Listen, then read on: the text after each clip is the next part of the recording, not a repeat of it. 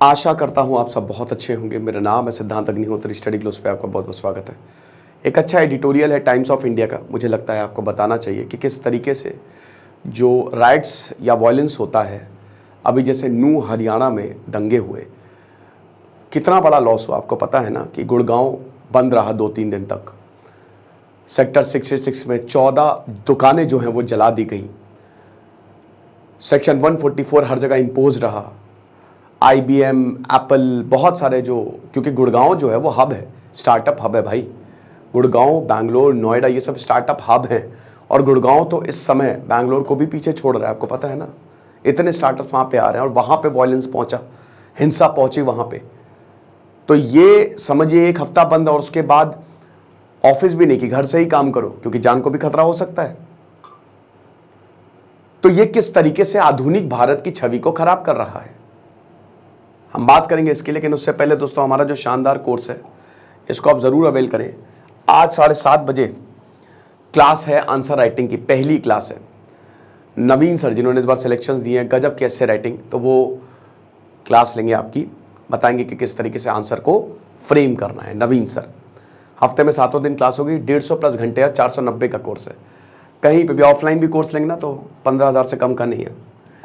तो सबसे पहले तो ऑफकोर्स इकोनॉमिक लॉस, ठीक है। जो हेड है आप कोका कोला के, कोका कोला आपको पता ही है कि वो कैपिटलिज्म का चेहरा है। हर जगह कोक चलती है, हर जगह। अमेरिका से ही आई, वॉरेन बुफे को कोका कोला ने बहुत अमीर बना दिया। आप ऐसी चीज़ों पे इन्वेस्ट करिए, अगर आप शेयर मार्केट में इन्वेस्ट कर रहे हैं। जैसे कोका कोला हर कोई पिएगा, चाहे कुछ भी हो, कितनी भी प्रॉब्लम आए, कोका कोला हर कोई पिएगा ही पिएगा और रुकेगी ही नहीं, है ना। कोल्ड ड्रिंक्स हो गई, चॉकलेट्स हो गई, ये सब कहते हैं ना, वॉरेन बुफे 2 ही रूल है। फर्स्ट रूल है never use your money, second rule है रिमेंबर रूल नंबर 1। तो 2 ही रूल है। तो वो बताते हैं कि यूक्रेन में भी वॉर चल रही है। अब यूक्रेन में भी वॉर चल रही है, दिक्कतें बहुत है, बट फिर भी कोका कोला वहां पे बिक रही है और वहां पे बल्कि वॉर लाइक कंडीशन है। लेकिन भारत में अगर ऐसी चीजें हो रही हैं, हिंसा हो रही है, तो ये बिजनेस के लिए बहुत बड़ा सेटबैक है। अमेरिका में जब जॉर्ज फ्लॉयड प्रोटेस्ट हुए थे 2020 में, तो अमेरिका को $1 बिलियन का लॉस हुआ था, पता है। तो अगर ऐसा होगा तो बिजनेस कभी भी इन्वेस्ट नहीं करेंगे। हम भूल जाते हैं जज्बातों में आके, चाहे हिंदू हो चाहे मुस्लिम हो, कि ये अल्टीमेटली घूम फिर के हमारे पास ही आएगा, है ना। आज हिंसा करेंगे, मॉब वायलेंस होगी, तो घूम फिर के ये हमारे पास ही आएगा। अब अगर मान लीजिए आज ऐसा हो गया कि कहीं पे अगर यात्रा निकाली जा रही, चाहे अगर मुस्लिम यात्रा निकाल रहे हैं या हिंदू यात्रा निकाल रहे हैं, तो वो एरिया ही बंद कर देते हैं, वो भी लॉस।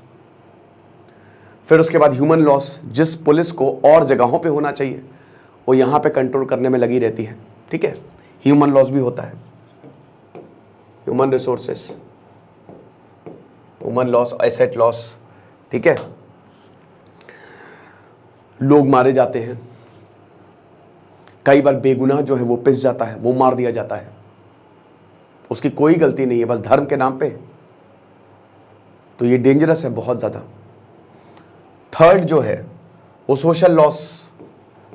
देखिए, हम सबको पता है कि जो वायलेंस और मॉब ये क्या करता है, ये समाज में एक दरार पैदा कर देता है ना। पॉलिटिकल गेन होता है, पॉलिटिक्स, जो पॉलिटिशियंस है वो तो खूब गेन करते हैं इससे, वो तो चाहते ही हैं, वो वही ब्रिटिश वाला हिसाब किताब है, डिवाइड एंड रूल। तो लेकिन जो दरार पड़ती है ना समाज में, बहुत ही खराब होती है। तो ये बहुत डेंजरस है। कट्टरता किसी का भी जवाब होती नहीं है, चाहे मुस्लिम हो चाहे हिंदू हो, है ना। हर किसी को साथ में लेके चलना है, क्योंकि अल्टीमेटली दोस्तों, अब देखिए, आप बोलेंगे चाइना में रेवोल्यूशन क्यों नहीं होता। चाइना में इतना ज़्यादा डिक्टेटरशिप है वहाँ पे शी जिनपिंग की, बट वहाँ पे रेवोल्यूशन कभी नहीं होगा। पता है क्यों? क्योंकि वहाँ के लोग खुश हैं। फर्क नहीं पड़ता है डेमोक्रेसी है क्या है, अगर लोग वहाँ के खुश हैं तो कभी भी रेवोल्यूशन नहीं होगा। तो चाइना के लोग खुश हैं, वहाँ पे डेवलपमेंट है, तगड़ा है। 30 साल के अंदर अंदर चाइना ने $18 ट्रिलियन की इकोनॉमी खड़ी कर ली है, आपको पता है ना। 1988 में 8-8 घंटे लाइट जाती थी, लोगों के पास मकान नहीं था, हर इंसान बेरोजगार, वहां से 2018 आते आते 18 ट्रिलियन डॉलर की, वहां के लोग इन सब चीजों पे ध्यान ही नहीं देते हैं। जापान का भी देखिए आप, कोरिया में आप देखिए, साउथ कोरिया की बात करें, सिंगापुर में आप देखिए ली कुआन यू। तो अगर आप ये सब देखोगे ना तो आपको एक चीज, जितने भी विकसित देश हैं उनमें एक चीज नजर आती है, और वो चीज है साथ में मिलकर काम करना और नफरतों को भुलाना। तो एक आधुनिक भारत अगर आपको बनाना, हमको विश्वगुरु बनना है, तो सबसे पहले इस पे काम करना होगा, क्योंकि आपको बता दूं कि इससे इंटरनेशनल लॉस होता है हमारा। अब अगर ये हुआ, भारत की छवि खराब होती है।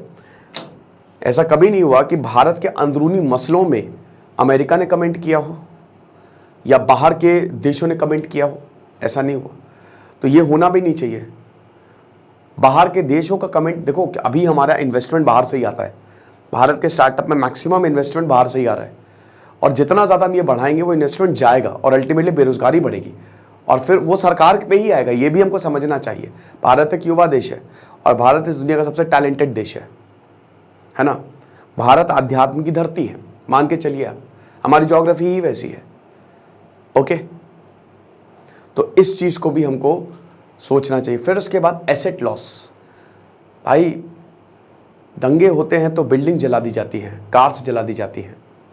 ये तो हर जगह हमको देखने को, जैसे अभी छात्र आंदोलन हुए तो वहाँ पे देखो, आंदोलन करना इज़ वेरी गुड, भीड़ जुटाओ जितना हो सके, बट वो पीसफुल होना चाहिए। जयप्रकाश नारायणन और महात्मा गांधी के रास्ते पे वो आंदोलन होना चाहिए, हिंसक नहीं होना चाहिए। क्योंकि हिंसा में आप क्या कर रहे हो, एक तो अपने पैरों पे कुल्हाड़ी मार रहे हो, और दूसरा आप सरकारी बिल्डिंग, सरकारी प्रॉपर्टी का नुकसान कर रहे हो। सरकार छोड़ेगी आपको? नहीं छोड़ेगी, है ना। सरकार का कीमती वक्त जाया हो रहा है। एक बहुत ही बढ़िया डायलॉग था ना, आमिर, एक मूवी आई थी, उसमें बोला कि अगर हर कोई अपने बारे में सोचेगा तो हर किसी का भला होगा। तो अपने बारे में ही सोचो, और जब आप अपने बारे में सोचोगे, आप बहुत मेहनत करोगे, बहुत ज़बरदस्त मेहनत करोगे, तो उसके बाद देश का भला होगा। ठीक है, देश के साथ रहो, बहुत ज़रूरी है। और क्या कहते हैं कि अपने बारे में सोचो, बाकी नहीं, बस हर दिन अपने आप को ग्रो करते रहो। देश को संभालने के लिए हर इंसान यहाँ पे, जैसे कहते हैं ना कि इकोलॉजिकल सिस्टम में हर एक इंसान का योगदान है। तो कोई भी हो, वो देश को बढ़ाने में योगदान दे रहा है। इट्स जस्ट दैट आप योगदान तब दोगे जब आप बहुत ही तगड़े से आगे बढ़ोगे, अपनी मेहनत पे आप रहोगे। तो ये चीज़ें आपको करनी है। आधुनिक भारत में इन सब की कोई जगह नहीं है, और एक आम इंसान ही चाहता भी नहीं है, ठीक है, कि उसका रोजी रोटी बंद हो जाए, उसकी दुकान टूट जाए, उसकी दुकान जल जाए। कोई भी नहीं ये चाहता है, चाहे वो हिंदू हो चाहे मुस्लिम हो। हर कोई यहाँ पे बिजनेस चाहता है। ओके, तो ये चीज़ आपको समझनी है। छोटा सा लेक्चर था, अच्छा एडिटोरियल लगा मुझे लगा आपको बताऊं। बाकी हमारा आंसर राइटिंग सेशन ज़रूर अवेल करें, आपको बहुत ज़्यादा फायदा होगा। आपको क्या लगता है मुझे कमेंट बॉक्स में ज़रूर बताइएगा। Thank you so much.